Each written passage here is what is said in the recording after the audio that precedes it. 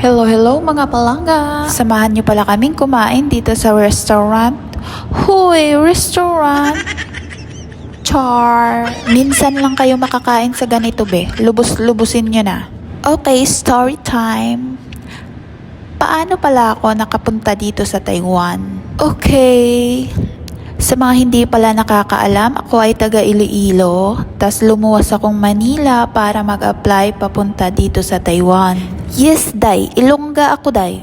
Advice ko lang sa mga gustong mag-apply papunta dito. Dapat may titirhan kayo pag mag-a-apply sa Manila. Like, makistay muna kayo sa bahay ng tita nyo or mag-rent muna kayo.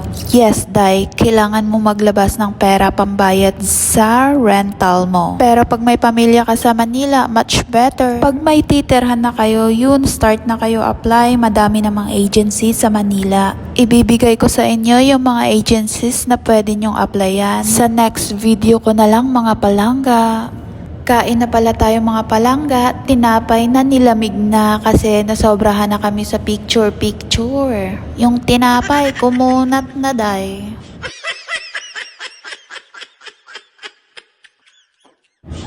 That's it for today mga palangga. See you on my next video. Bye!